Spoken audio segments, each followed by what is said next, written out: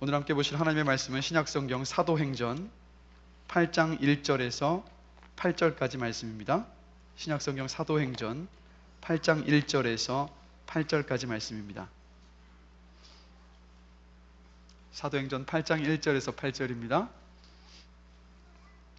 우리 다 함께 한 목소리로 함께 읽도록 하겠습니다. 읽겠습니다. 사울은 그가 죽임당함을 마땅히 여기더라. 그날에 예루살렘에 있는 교회에 큰 박해가 있어 사도 외에는 다 유대와 사마리아 모든 땅으로 흩어지니라. 경건한 사람들이 스데반을 장사하고 위하여 크게 울더라. 사울이 교회를 잔멸할새 각 집에 들어가 남녀를 끌어다가 옥에 넘기니라. 그 흩어진 사람들이 두루 다니며 복음의 말씀을 전할새 빌립이 사마리아 성에 내려가 그리스도를 백성에게 전파하니 무리가 빌립의 말도 듣고 행하는 표적도 보고 한 마음으로 그가 하는 말을 따르더라. 많은 사람에게 붙었던 더러운 귀신들이 크게 소리를 지르며 나가고 또 많은 중풍병자와 못 걷는 사람이 나으니 그 성에 큰 기쁨이 있더라. 아멘. 함께 자리에 앉으시겠습니다. 우리 옆에 있는 사람들 보시면 다시 한번 좀 함께 인사 나눴으면 좋겠습니다. 잘 오셨습니다. 주 안에서 사랑하고 축복합니다. 네, 주 안에서 사랑하고 축복합니다. 우리가 계속해서 주일날 사도행전을 살펴보고 있습니다. 사도행전의 그 전체 구조를 보면 1장에서 7장까지는 교회가 성령님을 통하여서 어떻게 시작되었는지를 이야기합니다. 그리고 오늘 함께 읽은 이 8장부터 그리고 12장까지는 교회가 예루살렘을 넘어서서 그때 당시에는 로마 제국이었었죠. 지중해 연안의 이방 땅들로 복음이 전해지기 위해서 어떻게 교회가 준비되어 가고 있는지 그것을 이야기합니다. 그리고 13장부터 마지막 28장까지는 실제 그렇게 준비되었었던 교회가 복음을 온 세상에 전하기 시작했고 그 복음이 전해진 곳에 열매들이 맺혀지는, 즉 교회가 세워지는 그 과정들을 기록해서 보여주고 있습니다. 그래서 여러분, 오늘 함께 읽은 이 8장 1절에서 8절까지의 말씀은 사도행전의 두 번째 부분의 첫 시작입니다. 그래서 1절에서 8절 말씀은 한 단락이에요. 자, 여러분 1절 초반부를 우리 다 함께 한 목소리로 다시 한번 읽어보겠습니다. 사울은 그가 죽임당함을 마땅히 여기더라. 지난주에 스데반의 순교에 대해서 함께 우리가 말씀을 나누었습니다. 스데반의 죽음을 누가 마땅히 여기고 있습니까? 지금 본문을 보면 사울이 마땅히 여기고 있었어요. 그래서 사울은 그때 당시 후에 이 사울이 예수님을 영접해서 이름을 바울로 바꾸게 되죠. 예수님을 믿기 전에 사울이었는데 이 사울은 요즘으로 치면 국회의원이었습니다. 즉 산헤드린 공의회의 회원이었었어요. 의원이었기 때문에 이 사울이 가지고 있었던 것이 무엇이냐면 신성모독의 죄를 지었었던 사람들을 돌로 쳐 죽일 수 있는 그 심판을 내릴 수 있는, 선고할 수 있는 그 권한을 가지고 있었던 사람이 바로 사울입니다. 그래서 여러분, 스데반은 지난주에 우리가 말씀을 나누었지만 신성모독이라는 죄목으로 돌에 맞아서 순교했습니다. 근데 그 돌에 맞아서 순교당하는 것을 허락하고 인증해 준 사람이 누구냐면 바로 사울이었어요. 그래서 우리가 어디에서 살펴볼 수 있냐면 돌을 들고 있었던 사람들이 그 겉옷을 벗어서 사울의 발치에 내려놓았다라고 성경 기록하고 있습니다. 그것이 뭐냐면 당신이 허락했기 때문에, 당신이 마땅히 돌을 쳐서 이 사람을 죽이는 것을 허락했기 때문에 우리가 이것을 합니다라는 그런 표현이었습니다. 그래서 사울은 오늘 본문처럼 스데반이 죽임당함을 마땅히 여겼습니다. 그리고 이 스데반의 순교 이후에 예루살렘 교회 대대적인 핍박이 시작되었습니다. 1절 하반부입니다. 우리 다 함께 한 목소리로 다시 한번 읽어보겠습니다. 그날에 예루살렘에 있는 교회에 큰 박해가 있어 사도 외에는 다 유대와 사마리아 모든 땅으로 흩어지니라. 어떤 박해가 있다고 합니까? 큰 박해가 있었어요. 사도를 제외하고는 예루살렘 교회 모든 성도들이 다 흩어졌습니다. 뿔뿔이 도망치기 시작했어요.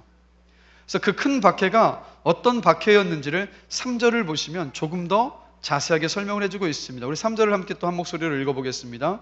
사울이 교회를 잔멸할새 각 집에 들어가 남녀를 끌어다가 옥에 넘기니라. 스데반의 죽음을 승인했었던 사울이 이 큰 박해의 주도자였습니다. 이것을 주도했어요. 그래서 잔멸할세라는 말을 지금 표현을 사용하고 있는데, 이 잔멸할세로 번역이 되어 있었던 이 헬라의 원어의 의미를 보면 성경학자들은 이렇게 이야기합니다. 야만적이고 병적인 잔혹성을 가지고 사람들을 잔멸하는 그 의미를 담고 있어요. 여러분, 그래서 무엇을 떠올리시면 되냐면 일제시대 때 일본 사람들이 우리나라를 핍박했었던 그때를 생각해 보시면 됩니다. 바로 그러한 것과 똑같이 사울이 주도해서 그리스도인들을 박해하기 시작했던 겁니다. 그래서 집집마다 수색을 해서 남녀를 끌어다가 감옥에 가두었습니다. 여성들도 인정사정 볼 것 없이 아주 호되게 그 사람들 대했던 거예요. 그리고 어떤 사람은 죽이기까지 했습니다. 그래서 사울이 나중에 예수님을 만나서 회심하고 난 이후에 자신이 그리스도인들을 크게 핍박했었던 그때를 돌아보면서 참회하는 마음으로 사도행전 22장 4절을 보면 이렇게 고백하고 있는 것을 우리가 발견합니다. 내가 이 돌을 박해하여 사람을 죽이기까지 하고 남녀를 결박하여 옥에 넘겼노니. 이런 박해를 당하고 있었던 겁니다. 그래서 여러분, 우리가 정말로 감사해야 할 것이 무엇인지 아십니까? 대한민국은 종교의 자유가 있는 나라입니다. 저와 여러분들이 주님 앞에 나와서 이렇게 마음껏 신앙생활할 수 있다는 그것 하나만으로도 여러분 얼마나 우리가 감사해야 할 이유인지 아십니까? 그러나 안타까운 것은 뭐냐면 하나님께서 저와 여러분들에게 주신 마음껏 주님을 섬기고 마음껏 신앙생활할 수 있는 이것을 너무도 당연스럽게 생각하기 때문에 우리가 그것을 당연하게 생각하는 만큼 우리의 이 가슴이 식어질 수 있는 위협에 너무도 많이 노출되어 있다는 겁니다. 여러분, 오늘 이 시간을 통해서 다시 한번 돌아보십시오. 이렇게 마음껏 주님을 섬길 수 있다는 것, 그것이 은혜요, 그것이 축복입니다. 여러분이 만약 북한 땅에 있다고 한번 생각해 보십시오. 모슬렘 땅에 한번 있다고 생각해 보십시오. 내가 그리스도인이라는 것을 드러낸 것만으로도 오늘 초대교회 성도들이 받았던 이 박해처럼 여러분을 끌려가셔서 모진 고문을 받으시면서 어쩌면 죽으실 수도 있다는 거예요. 여러분, 그래서 다시 한번 부탁드립니다. 아니, 다시 한번 말씀드립니다. 평온하게 주님을 섬기실 수 있을 때 더 뜨겁게, 더 사모하시면서 주님을 섬기시기를 주님의 이름으로 권면합니다. 그것이 우리가 마땅히 해야 할 바요, 그것이 주님 앞에 영광 돌리는 일이에요. 여러분, 10,000명이 넘게 모이던 이 초대 예루살렘 교회가 이 큰 박해를 받아서 순식간에 다 흩어져 버렸습니다. 여러분, 초대교회가 어떤 교회였습니까? 성령의 능력으로 사도들이 담대하게 복음을 전했습니다. 병든 자를 고쳤고 귀신을 내어 쫓았습니다. 그리고 베드로의 한 번의 설교에 3,000명이 회심하고 5,000명이 회심하는 말도 안 되는 놀라운 그 역사가 있었던 교회였어요. 그리고 그 교회 안에 성도들이 함께 모여서 떡을 떼며 말씀을 나누고 서로를 위해서 기도하며 교제하는 그 모습으로 인하여서 세상이 칭찬하던 그런 교회였습니다. 그게 바로 초대 예루살렘 교회였어요. 성령으로 시작해서 성령을 통해서 든든하게 세워져 갔었던 교회가 박해를 받아서 모두가 다 흩어져 버렸습니다. 교회가 그냥 해체되어 버린 거예요. 여러분, 이 모습을 바라볼 때 마치 하나님께서 실패하신 것처럼 보입니다. 그러나 오늘 말씀 제목이 뭡니까? 하나님은 실패하지 않으십니다.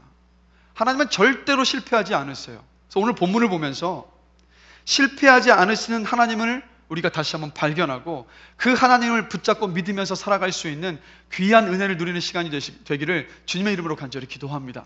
이제부터 한번 말씀을 함께 살펴보기를 원합니다. 먼저 여러분, 실패한 것처럼 보였었던 그 큰 박해 속에서 하나님은 미리 준비하고 계셨어요. 자, 1절을 보시면 큰 박해 때문에 사도를 제외하고 모든 성도가 다 흩어졌습니다. 사도들은 끝까지 그 교회를 지켰어요. 그리고 또 3절 함께 보실까요? 자, 어떤 일이 벌어지고 있었습니까? 사울이 남녀 불문하고 예루살렘 교회 모든 성도들을 잡아다가 옥에 가두었어요. 자, 본문을 보시면 1절과 3절이 박해 내용을 담고 있습니다. 그런데 여러분, 박해와 박해의 그 중간에 있는 2절 말씀을 함께 보실까요? 우리 함께 한 목소리로 한번 읽어보겠습니다. 경건한 사람들이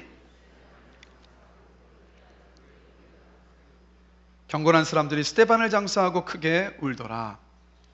아까 초반부에 말씀드렸죠? 스데반은 신성 모독의 죄목으로 돌에 맞아 순교했습니다. 그때 당시 유대인의 법으로 신성모독 죄목으로 돌에 맞아 죽은 사람에게 동조하는 것은 똑같이 그 죄에 동조하는 것으로 여겨졌습니다. 무슨 말입니까? 스데반이 신성모독으로 돌에 맞아 순교했어요. 그런데 핍박이 시작됐습니다. 그 핍박이 있는 한가운데에서, 그 한복판에서 성도들이 스데반의 그 죽음을 보고 큰 소리로 슬퍼하며 애도하고 있어요. 이건 무슨 말이겠습니까? 즉 핍박을 하고 있었던 사울과 많은 사람들에게 있어서 이들은 지금 나도 이 스데반과 똑같은 믿음과 신앙을 가지고 있기 때문에 이 사람의 죽음을 너무도 슬퍼하고 있습니다라는 것을 그냥 만천하에 지금 커밍아웃하고 있는 거예요. 스데반이 돌에 맞아 죽는 그 상황 가운데서도 자신의 신앙과 믿음을 숨기지 않았던 것처럼 초대 예루살렘 교회 다른 모든 성도들도 자신의 신앙과 믿음을 지금 커밍아웃하고 있었던 겁니다. 그래서 크게 애곡하며 울고 있었던 거예요. 이들의 믿음은 견고했습니다. 여러분, 스데반의 순교는 헛된 것이 아니었어요. 스데반의 그 순교를 바라보면서 다른 예루살렘 교회 성도들이 무엇을 알았는지 아십니까? 우리가 믿고 있는 예수님은 내 목숨을 다 내던질 만큼 귀하고 소중한 분이시로구나. 스데반 집사가 저렇게 목숨을 내어놓고 그 믿음을 지켰던 것을 보아하니 그것은 분명한 것이로구나. 예수 안에 생명이 있고 우리는 예수를 붙잡고 이 땅을 살아가야 되는 것이 맞구나라는 것을 순교를 바라보면서 마음속 깊숙이 배웠던 겁니다. 그리고 그들 안에 믿음이 자란 거예요. 어떤 믿음이냐면 단단한 믿음으로. 하나님은 실패한 것처럼 보였었던 스데반의 순교를 통하여서 예루살렘 교회 성도들의 그 믿음을 견고하게, 단단하게, 튼튼하게 세우고 준비시키고 계셨던 겁니다. 그리고 대대적인 핍박 속에서 이 성도들이 흩어졌습니다. 1절을 보시면 사도 외에는 다 흩어졌어요. 그럼 사도 외에 흩어졌다는 것은 누가 흩어졌다는 말입니까? 평신도들이 흩어졌다는 거예요. 사도들은 핍박 속에서 예루살렘 교회를 지키고 있었습니다. 그리고 흩어진 평신도들이 4절을 보실까요? 우리 함께 한 목소리를 읽어보겠습니다. 그 흩어진 사람들이 두루 다니며 복음의 말씀을 전할세. 스데반의 순교를 보면서 그 믿음이, 그 신앙이 단단하게 준비되었었던 이 평신도들이 흩어져서 복음을 전하기 시작했습니다. 예수님께 직접 배운 사도들을 통해서만 복음이 전해져야만 할 것 같은데 하나님의 방법은 그것이 아니었던 거예요. 평범한 성도들을 통해서 하나님은 복음이 온 세상에 전해지게 하셨습니다. 그리고 이 평신도 가운데 한 명이 누구냐? 바로 5절에서 7절에서 이야기하고 있는 빌립 집사였습니다.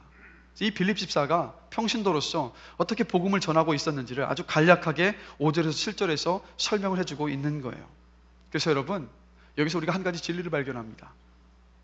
하나님은 복음이 전해지는 데 있어서 대단한 사람들을 사용하지 않으세요.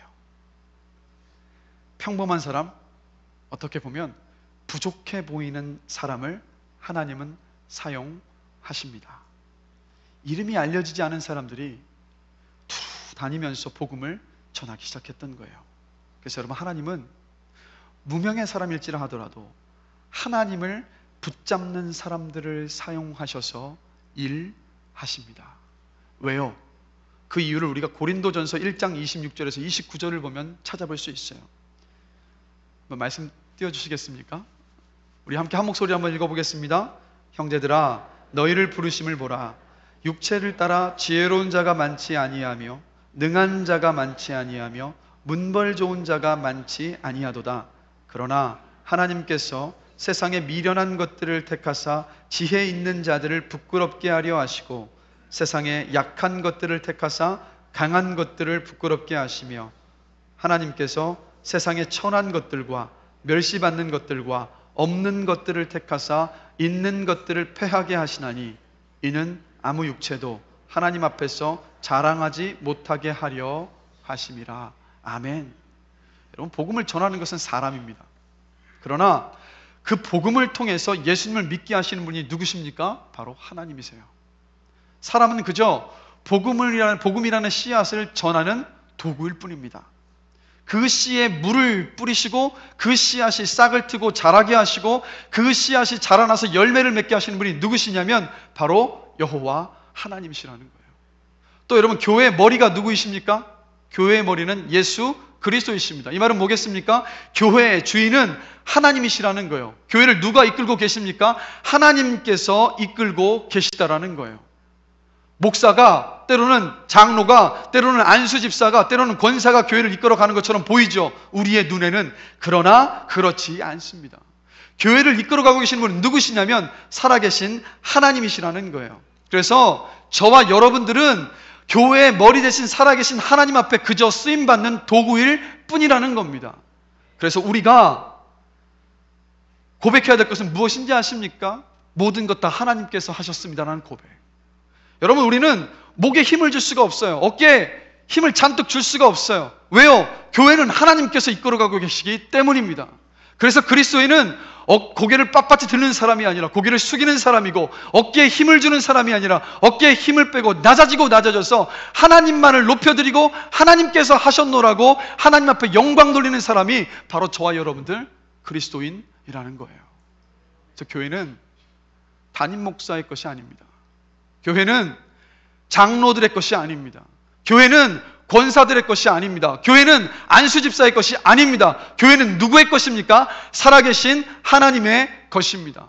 여러분, 이것을 굳게 마음속에 믿음으로 붙잡으십시오. 그것이 교회를 건강하게 세우는 길이요, 그것이 복음을 담대하게 이 땅에 전하게 만드는 원동력이라는 것을 여러분 붙잡게 되시길 주님의 이름으로 간절히 축원합니다. 그래서 여러분, 나를 사용하셔서 교회를 세워가시고 복음을 전하신 하나님께 오직 영광을 돌릴 수 있는 저와 여러분들 되시기를 주님의 이름으로 간절히 기도합니다. 여러분, 교회를 이끌어 가시는 하나님을 생각하면서 이런 생각을 여러분들 가지시면 안 돼요. 내가 뭔가를 갖추어야 하나님께서 쓰신다라는 생각을 여러분 버리셔야 합니다. 여러분, 하나님이 그렇게 능력이 없으신 분이십니까? 하나님이 가난하신 분이십니까? 하나님은 지금도 죽은 자를 살리실 수 있는 능력의 하나님이십니다. 그런데 이 하나님께서 뭐가 아쉬워서 우리가 준비되어야 사용하시겠습니까? 여러분, 이게 준비하지 말라는 의미가 아니에요. 준비가 안 되었기 때문에 나는 쓰임받지 못한다는 생각을 가지고 있는 그 마음들을 우리가 버려야 한다는 거예요. 왜냐하면 하나님께서 여러분 우리에게 가장 바라시는 모습이 무엇인지 아십니까? 우리의 지금 있는 모습 그대로를 주님께 내어 드리는 거예요. 하나님, 저는 참 부족합니다. 그러나 이 부족한 모습이지만 주님 앞에 다 드립니다. 저를 사용하여 주세요라는 이 고백을 주님께서는 원하신다는 거예요. 여러분, 하나님께서 우리가 잘나서 하나님께 뭔가 해드리는 것이 많기 때문에 저와 여러분들 사랑해 주셨습니까? 천만에요. 우리가 예수님을 믿어서 하나님의 자녀가 되었을 때 우리가 뭔가 잘나서 뭔가 한 것이 많기 때문에 우리를 택하여 주시고 우리를 사랑하여 주셨던 것이 아니에요. 그저 하나님께서는 저와 여러분들의 있는 모습 그대로를 사랑하여 주셨기 때문에, 있는 모습 그대로를 기뻐해 주셨기 때문에 예수님을 통해서 저와 여러분들 구원해 주셨고 지금도 있는 모습 그대로를 사랑하고 계시다라는 거예요. 그 은혜 속에서 우리가 살아가고 있습니다. 그래서 여러분, 열등감에 빠져서 나 같은 사람은 하나님께서 쓰실 수 없어라는 생각을 버리셔야 돼요. 그 생각 때문에 한평생을 살아가면서 단 한 번도 주님 앞에 내 자신을 온전히 내어드리지 못하는 그런 삶을 살아서는 안 돼요. 나는 비록 부족하지만 부족한 나를 온전히 내어드렸을 때 나를 통하여서 하나님께서 복음을 전하게 하시고 교회를 세워가게 하시고 잃어버린 사람들을 돌아오게 하시고 상처받고 힘든 사람들을 위로하게 하시는 그 하나님을 붙잡으면서 그 하나님의 일하심을 기대하시면서 살아갈 수 있는 저와 여러분이 되시기를 다시 한번 주님의 이름으로 간절히 축원합니다. 연약한 사람들을 통하여서 하나님은 교회를 세워가시고 복음을 지금도 전하시는 하나님이시라는 거예요. 여러분, 혹시 유치부 예배에 한번 가보셨습니까? 그렇죠. 이 자리에 계신 분들 유치부 예배 가실 일이 없죠. 이 시간에 지금 유치부 예배를 드리고 있으니까. 여러분, 유치부 예배 가보시면 유치부는 3세에서 7세 전에 미취학 아동들이 함께 예배를 드리는 곳이 바로 유치부입니다. 그런데 그 유치부 예배를 가만히 보시면 연세가 60이 넘으신 권사님 한 분께서 함께 그 아이들과 예배 드리고 계시는 모습을 여러분 보실 수 있어요. 보통 일반적으로 많은 교회에서 유치부 혹은 유초등부 선생님들 누가 많이들 하십니까? 20대에서 40대의 젊은 성도들이 그 교사를 해요. 왜냐하면 그 아이들을 맞추고 그 아이들과 함께 눈높이를 맞추고 그 아이들과 함께 한다는 것이 결코 쉽지 않기 때문이에요. 그런데 여러분, 나이가 60이 넘으신 우리 김영숙 권사님께서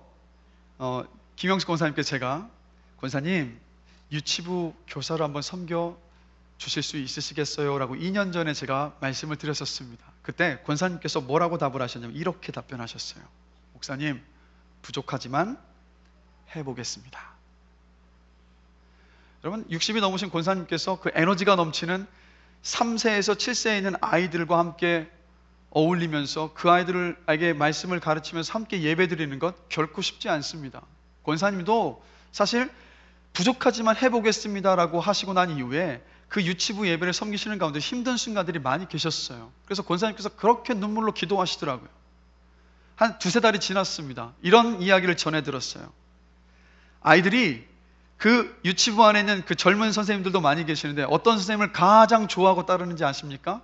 바로 나이 많은 할머니 선생님을 제일 좋아하고 제일 따른다라는 거예요. 아이들이 그 예배에 와서 이 김영숙 권사님께 와락 안기는 거예요.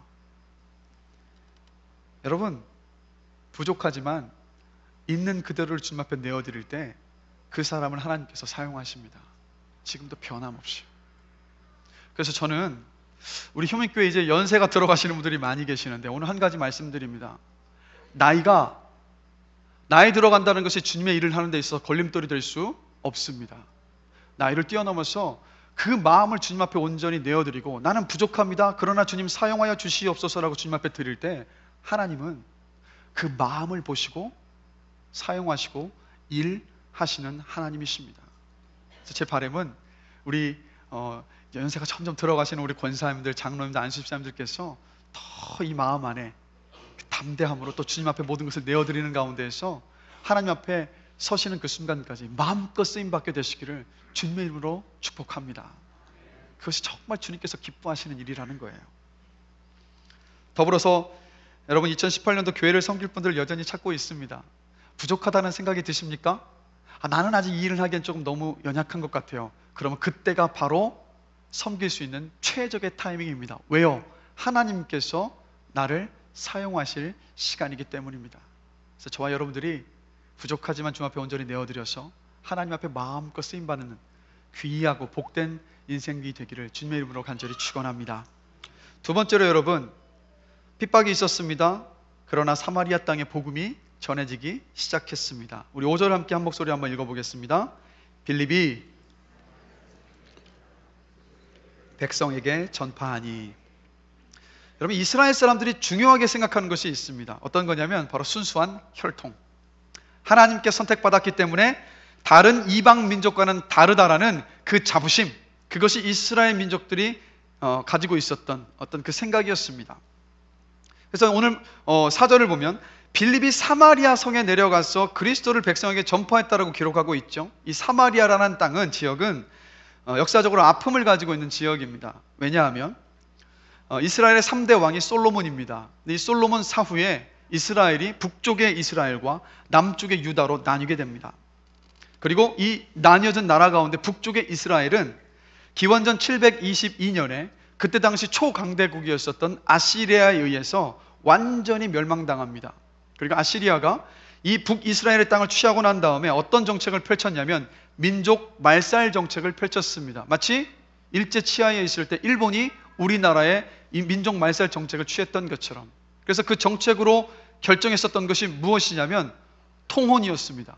뭐냐면 이스라엘 백성들이 그 민족의 순수 혈통, 그걸 중요시한다고 말씀드렸죠. 아시리아가 어떤 정책을 취했냐면 그들의 그 민족 정신을 다 흩뜨러뜨리고 그 신앙을 무너뜨리기 위해서 다른 민족들을 이 북이스라엘 땅으로 강제 이주시켜서 함께 결혼시켜버린 거예요. 피를 섞어버렸습니다. 순수 혈통주의에 대한 그 자부심을 완전히 무너뜨려버린 거예요. 그래서 이렇게 피가 섞인 이스라엘 사람들이 살고 있었던 지역이 사마리아였습니다. 반면에 남쪽의 유다는 나중에 기원전 586년에 바벨론에 의해서 멸망을 당합니다. 그러나 그 멸망을 당할 때까지도 남쪽의 유다는 북이스라엘처럼 피가 이방인들과 섞이지 않았어요. 그래서 나중에 포로로 잡혀갔다가 귀환했던 사람들은 누구냐?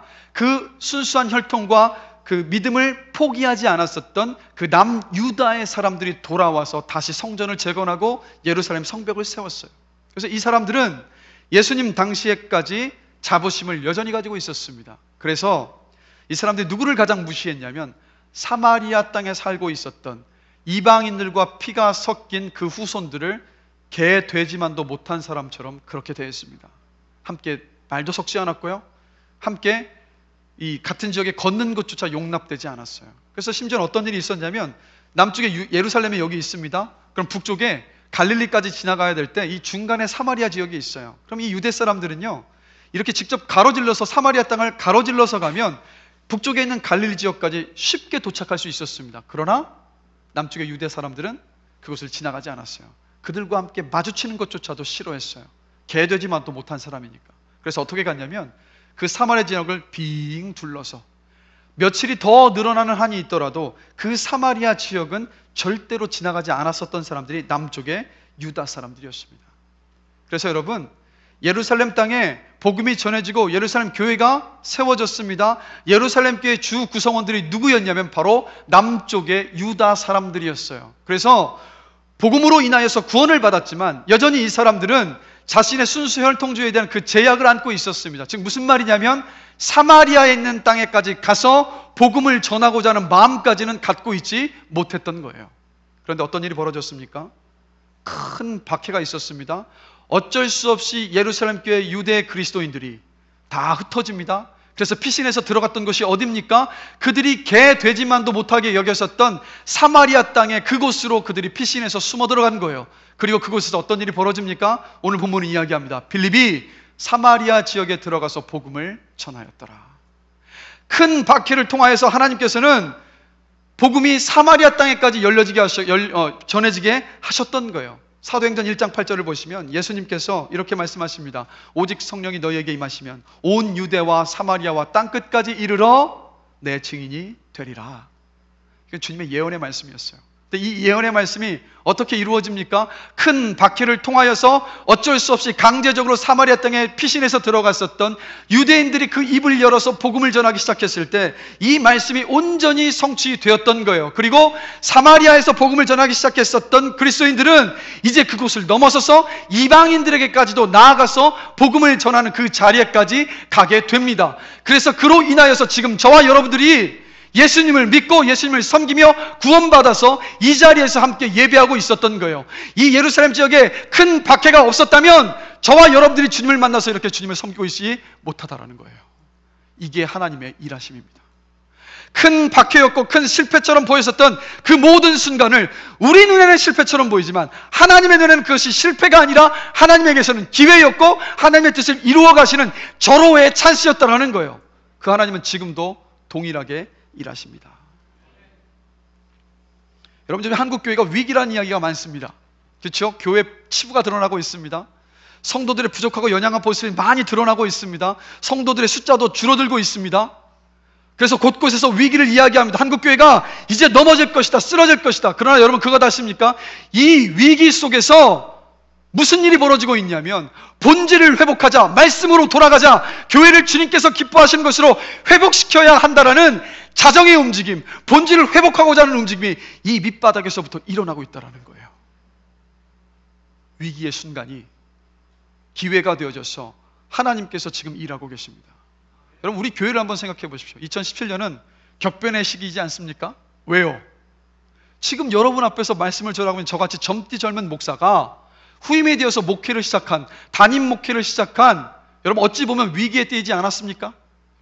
그런데 이 시기 속에서 이 시간을 지나가시면서 눈물의 기도가 뿌려지기 시작했어요. 성도들이 자발적으로 모여서 교회를 위해서, 저같이 연약하고 부족한 목회자를 위해서 눈물을 뿌리면서 기도하기 시작하셨습니다. 여러분, 제 간절한 기도 제목이 뭔지 아십니까? 딱 한 가지입니다. 하나님, 제가 우리 효민교회 성도님들에게 주님을 만나는 걸림돌이 되지 않게 하여 주십시오. 주님을 만나는 디딤돌이 되게 하여 주십시오. 그게 제 간절한 기도 제목이에요. 제가 말씀을 전하는 이 시간이 제가 정말 성의 없이 은혜를 머금지 못한 채 말씀을 전해서 여러분들 기도의 문이 막히고 여러분들이 주님을 만나지 못하게 하는 걸림돌이 아니라 부족하지만 연약하지만 성령께 의지하면서 하나님 앞에 모든 것들을 의지하는 가운데에서 하나님을 만나는 디딤돌이 되게 하는 것, 디딤돌이 되고 싶은 마음이 저의 간절한 소망이에요. 저는 그것 하나만을 두고 기도합니다. 근데 여러분, 조심스럽게 감사하게도 여러분, 성도님들의 저를 위한 눈물의 기도가 있어서 하나님께서 저를 통하여서 주님을 만나게 하고 계시는 것을 봐요. 전 그게 얼마나 감사한지 모르겠습니다. 하나님은 위기의 때, 실패처럼 보이는 그때 고통으로 눈물 지을 수밖에 없는 그 상황 속에서 그 상황을 사용하셔서 일하시는 하나님이십니다. 그리고 하나님 앞에 온전히 영광 돌리게 하시고 영광 받으시는 하나님이십니다. 여러분, 우리가 그 하나님을 지금 믿으며 살고 있어요. 얼마나 감사합니까? 크리스마스가 다가옵니다. 크리스마스는 무엇 때문에 기뻐해야 하냐면 그 하나님이 저와 여러분에게 오셨다는 것 때문에 기뻐해야 하는 날인 거예요. 이 크리스마스를 맞이해서 그 주님 때문에 기뻐하며 감사할 수 있는 저와 여러분들이 되시기를 주님의 이름으로 간절히 축원합니다. 그런가 마지막 세 번째로 여러분, 박해로 인한 눈물을 하나님은 기쁨으로 바꾸셨어요. 함께 살펴보고 있는 이 본문은 아까 말씀드렸죠, 한 단락입니다. 즉 사도행전의 두 번째 부분의 첫 부분인데 이 1절부터 8절까지가 한 단락인 거예요. 자, 이 단락을 보시면 박해로 시작했습니다. 그런데 마지막 8절을 함께 보실까요? 우리 한 목소리로 읽어보겠습니다. 그 성에 큰 기쁨이 있더라. 자, 이 단락을 시작함에 있어서 박해로 시작했습니다. 그런데 그 끝은 뭐냐? 기쁨으로 끝맺고 있어요. 여러분 한번 상상을 한번 해보시기 바랍니다. 예루살렘 교회 성도들이 얼마나 서로 간에 돈독했습니까? 매일 날마다 모여서 떡을 떼며 주의 말씀을 나누며 그렇게 기뻐하며 서로를 섬기고 주님을 사랑했던 교회가 바로 예루살렘 교회였어요. 근데 하루아침에 핍박을 당하기 시작합니다. 박해를 받아서 오늘 나하고 함께 목장에서 모여서 함께 예배하고 함께 눈물 뿌리며 기도하고 함께 하나님의 일하심을 고백했었던 그 성도가 잡혀가요. 어떤 성도는 잡혀가서 죽었어요. 그리고 함께 모여있던 사람들이 뿔뿔이 탁 흩어져 버렸습니다. 여러분, 그 마음이 어떠했겠습니까? 눈물과 슬픔으로 이 가슴이 얼룩져 있었겠죠. 여러분, 이런 박해가 아니라 가끔 여러분, 우리 성도님들 가운데 어떤 좋은 일로 이곳을, 이 지역을 떠나서 다른 곳으로 가시는 분들이 계십니다. 그러면 여러분, 좋은 일로 이곳을 떠나서 가심에도 불구하고 제 마음이 어떠냐면 마음이 허전하고 너무 아쉽고 안타까운 마음이 들어요. 근데 여러분, 하물며 좋은 일로 떠나는 성도들을 바라보면서 그 마음을 가질 수밖에 없는 것이 저와 여러분들인데, 핍박을 받아서 누군가는 잡혀가고 누군가는 죽고 강제적으로 교회가 해산이 되어버렸을 때 그 마음의 아픔이 어떠했겠습니까? 피눈물이 나죠. 마음이 찢어지죠. 눈물을 흘릴 수밖에 없는 그런 상황이지 않습니까? 여러분, 이 슬픔과 눈물을 안고 사마리아 땅으로 갔었던 성도들이 복음을 전했어요. 그 슬픔과 눈물을 안고 그곳에 가서조차도 복음을 전했을 때 사마리아 땅에 있었던 사람들이 예수님을 영접합니다. 그리고 어떤 일이 있었냐면 그 성에 큰 기쁨이 있었어요. 사마리아는 여러분, 장장 1000년 동안 아까 말씀드렸던 그 슬픔과 비아냥과 무시와 천대를 받으며 살았던 사람들이에요. 그런데 슬픔과 눈물을 안고 갔었던 사람들이 그곳에서 복음을 전했을 때 어떤 일이 벌어졌냐면 이 사마리아 사람들이 자신들의 모습을 있는 그대로 사랑해 주시는 여호와 하나님을 만난 거예요. 그 사랑 안에서 기뻐하며 감격해서 어쩔 줄 몰라는, 그래서 그 성에 큰 기쁨이 일어나는 놀라운 역사가 일어났던 거예요. 눈물과 슬픔을 먹은 빌립 집사가 전했었던 그 복음 때문에 하나님의 조건 없는 사랑을 그들이 맛보았던 겁니다. 박해와 눈물이 기쁨으로 승화된 거예요. 그래서 여러분, 복음을 믿고 복음을 전하는 삶에는 고난과 눈물이 있습니다. 빌립보서 1장 29절이 이야기하죠. 그리스도를 위하여 너희에게 은혜를 주신 것은 다만 그를 믿을 뿐 아니라 또한 그를 위하여 고난도 받게 하려 하심이라. 복음 때문에, 예수님 때문에 할 말하지 못하고 눈물을 삭히며 참아야 하는 순간들이 많습니다. 믿지 않는 자식과 남편에게 복음을 전하지만 꿈쩍도 하질 않아요. 때로는 강한 저항에 부딪히기도 합니다. 그 기다림과 그 눈물의 기도가 정말 고돼요. 또 예수님을 믿으며 이 땅을 살아가는데 어려움이 있습니다. 아픔이 있습니다. 눈물이 있어요. 하나님을 믿는데 왜 이렇게 힘든 일이 저에게 벌어지는 겁니까? 왜 하필 접니까? 라는 절규가 터져 나와요. 하나님께서는요, 이 아픔과 눈물과 고통을 끌어안고 살아가게 하십니다. 왜요? 우리의 눈물을 통해서 복음이 전해지게 하시고, 눈물 흘릴 수밖에 없고 고통에 신음할 수밖에 없는 우리의 삶을 통해서 하나님을 드러내게 하시기 때문이에요. 그리고 그 눈물과 고통을 기쁨으로 변화시키시는 분이 바로 우리가 믿는 여호와 하나님이십니다.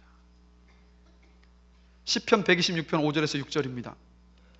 눈물을 흘리며 씨를 뿌리는 자는 기쁨으로 단을 거두리로다. 울며 씨를 뿌리러 나가는 자는 반드시 기쁨으로 그 곡식단을 가지고 돌아오리라. 이게 하나님의 일하심이에요. 우리의 눈물과 슬픔을 기쁨으로 승화시키는, 실패하지 않으시는 하나님. 이게 바로 우리가 믿는 여호와 하나님의 일하심이라는 겁니다. 저는 이 말씀을 준비하면서 얼마 전에 하나님께 먼저 부름을 받으신 우리 임배수 권찰님 생각이 났습니다. 여러분 다들 기억하시죠? 제 기억에 저쪽 편에, 뒤편에 항상 휠체어에 앉아서 예배를 드리셨었는데, 여러분 우리 교회에 와서 예수님을 영접하시고 얼마나 기쁘게 주님을 섬기셨습니까? 저는 강단에 설 때마다 임배수 권찰님의 그 환한 얼굴을 볼 때마다 하나님은 살아계시는구나, 그것을 매번 느꼈어요. 그래서 얼마나 감사했는지 모릅니다. 임배수 권찰님께서도 목장의 식구들도 똑같은 고백을 하시더라고요. 어찌 보면 여러분, 임배수 권찰님은 저와 여러분들에게 주셨던 하나님의 선물이었습니다. 근데 여러분, 임배수 권찰님께서 2017년 한 해는 췌장암으로 투병하시면서 교회에 몇 차례 나오시지 못하셨어요.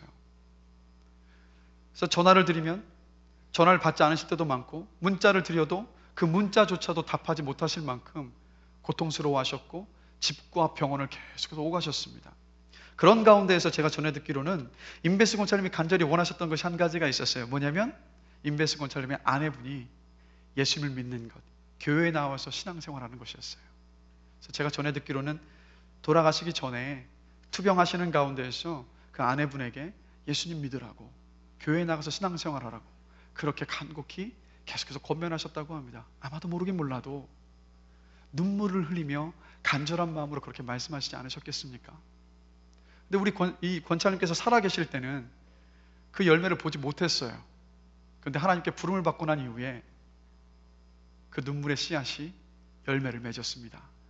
임배수 권찰님의 아내 되시는 분이 주일에는 일하시기 때문에 교회를 못 오세요. 예배를 드리러 못 나오십니다. 그런데 매주 수요일 저녁마다 교회에 오셔서 예배를 드리고 하십니다. 저는 이런 생각이 들었어요. 임배수 권찰님이 천국에서 내려다보시면서 얼마나 환하게 웃고 계실까. 여러분, 이게 바로 하나님의 일하심입니다. 눈물과 고통을 기쁨으로 변화시키시고 승화시키시는 분이 바로 여호와 하나님이시고, 이것이 바로 복음의 능력입니다.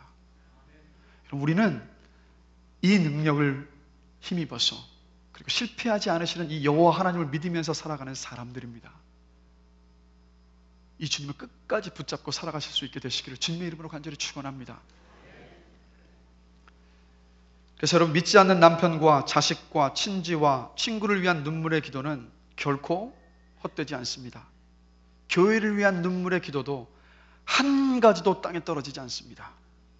목장 식구들을 품고 기도하시는 목자 여러분들의 눈물의 기도 결코 헛되지 않습니다. 반드시 그 눈물이 아름다운 열매를 맺게 되는 것을 보시게 될 것입니다. 하나님은 우리의 모든 눈물과 아픔을 기쁨으로 승화시키시는 여호와 하나님이십니다. 내 눈물을 기쁨의 열매로 맺게 하실 하나님을 신뢰하게 되시기를 주님의 이름으로 간절히 기도합니다. 우리 찬양단들 올라와 주실까요? 말씀을 마무리하겠습니다. 여러분, 하나님은 실패하지 않으십니다. 여러분, 하나님은 절대로 실패하지 않으십니다. 인간적인 관점으로 실패한 것처럼 보이는 상황을 하나님은 사용하십니다. 우리를 준비시키십니다. 우리를 통해서 복음이 전해지게 하십니다. 하나님이 살아계시다라는 것을 증명해내십니다.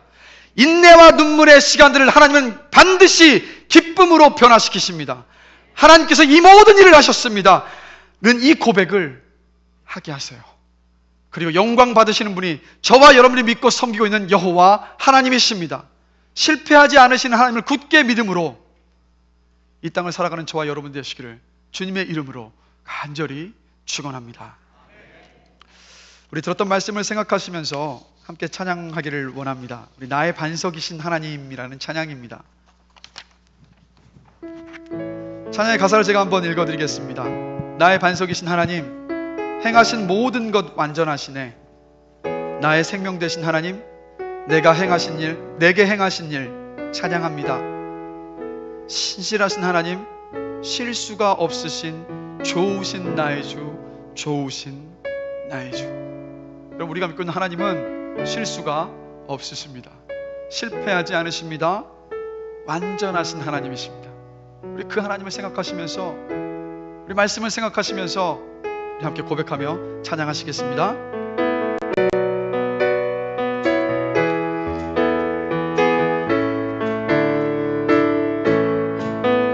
나의 반석이신 하나님, 행하신 모든 것 완전하시네. 나의 생명 되신 하나님, 내게 행하신 일 찬양합니다.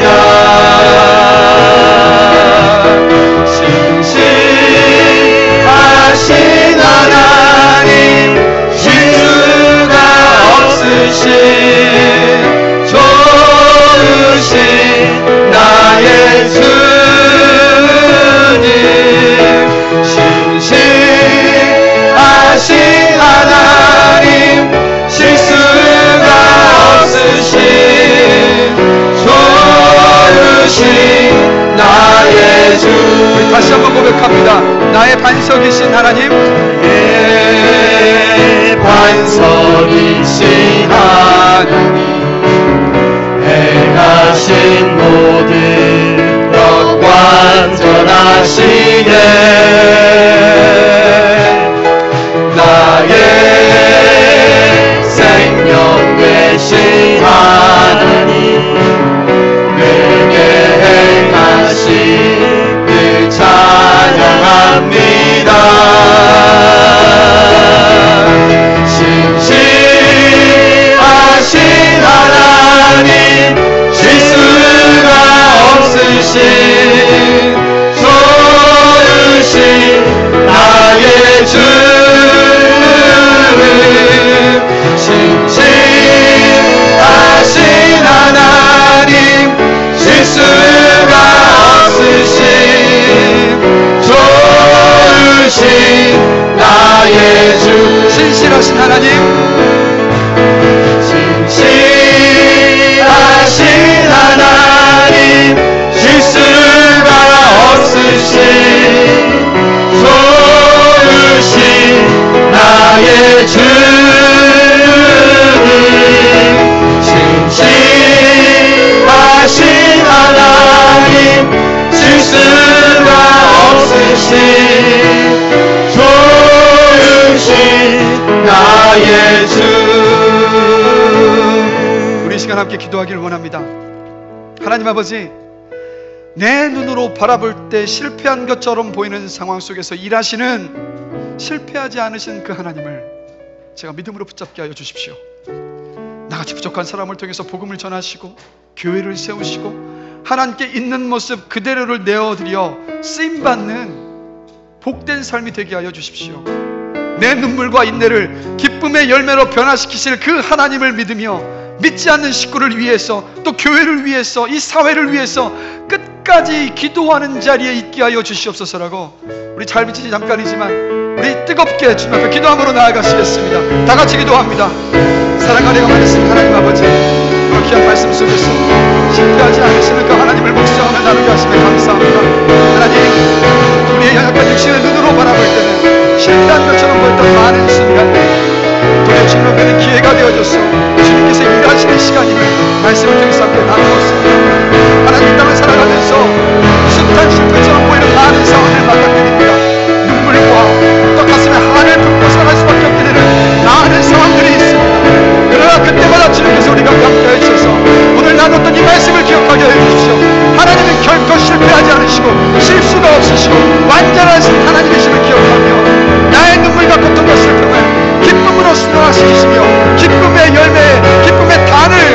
하시는 여호와 하나님을 붙잡며 믿으며 살아갈 수 있는 우리 모두가 되게 하여 주시옵소서. 부족하고 연약하지만 내 있는 모습 그대로 주님 앞에 내어드리는 가운데에서 마음껏 주님 앞에 쓰임받는 복된 삶을 살아갈 수 있도록 우리가 느끼는 보여주시기를 간절히 간절히 주 앞에 기도합니다. 특별히 오늘 이 시간 이 자리에 함께 나와서 예배를 드리고 있는 우리 귀한 젊은 주님의 아들들이 있습니다. 하나님 이 아들들이 이곳에서 만나게 하시며 감사합니다. 주님의 뜻과 계획이 있으셔서 이 자리에서 함께 기도하게 하시고 예배하게 하시며 감사합니다. 모든 것이 생소할지라도 그러나 살아계신 여호와 하나님께서 그 마음을 만져주시고 복음의 씨앗이 뿌려지고 이들이 주님을 만나며 주님 안에서 새로운 꿈과 소망을 발견하며 이 땅에 정말 용기를 가지고 살아가신 놀라운 그 은혜의 역사를 주여 허락하여 주시옵소서. 주님께서 그렇게 하시면서 믿음으로 잡는 기도하니 주여 영광받아 주시옵소서. 감사합니다. 예수 그리스도의 이름으로 기도드립니다. 아멘. 하나님 아버지, 하나님은 실패하지 않으시는 하나님이십니다. 하나님은 절대로 실패하지 않으시는 살아계신 능력의 하나님이십니다. 실패하지 않으시고 실수하지 않으시고 완전하신 그 하나님을 온전히 신뢰하며 이 땅을 살아가게 하여 주시옵소서. 우리의 눈물과 고통을 기쁨으로 승화시킬 여호와 하나님을 온전히 붙잡는 가운데에서 주님을 온전히 붙잡고 아무리 힘들고 어려운 시대를 살아가고 있지만 변치 않는 믿음의 굳건한 반석 위에 우리를 세워 주시옵소서. 우리를 통해서 영광 받아주시고 우리의 연약하고 부족한 삶이지만 우리의 삶을 통해서 살아계신 하나님 그리고 복음이 증거되게 하여 주시옵소서. 감사합니다. 예수 그리스도의 이름으로 기도드립니다. 아멘.